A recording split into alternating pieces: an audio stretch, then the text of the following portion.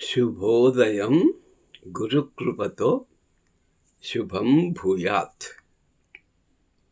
ప్రస్తుతం శ్రీకాళహస్తీశ్వర శతకములోని 8వ పద్యం భక్తిని గురించి తెలిపేటువంటి పలు విధాల భక్తి గురించి దూర్జటి మనకు వివరిస్తున్నాడు. బాగా పద్యం ఆలకించి దాని భావాన్ని తెలుసుకునే ప్రయత్నం చేద్దాం. శ్రీకాళహస్తీశ్వర శతకంలో 8వ పద్యం.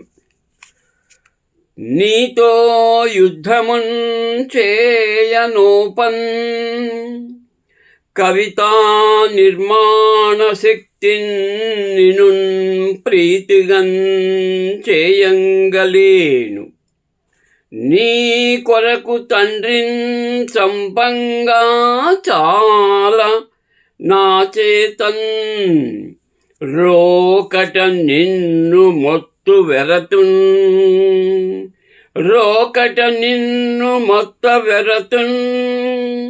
చీకాకు నా భక్తి ఏ రీతిన్ నాకిక నిన్ను చూడన్ కలుగన్.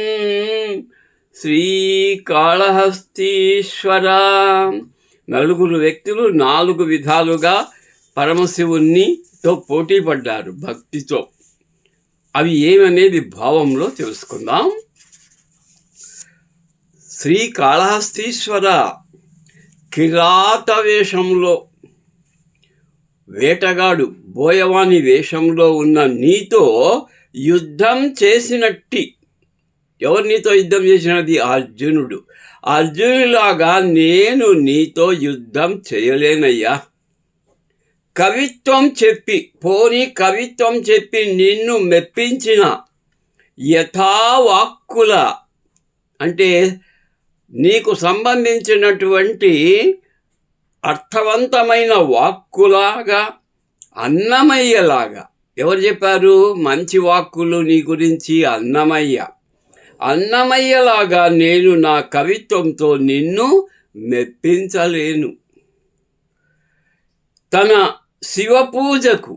తను చేసేటువంటి శివపూజకు ఆటంకం కలిగించాడని కోపించి తండ్రి తలనే నరికేసిన కోట కాటయ్య. చూడు, శివభక్తితో అడ్డం తగిలాడని తండ్రి శిరస్సునే నరికేసినటువంటి కోటయ్యలాగా నా తండ్రి అయిన నిన్ను నేను చంపుకోలేను.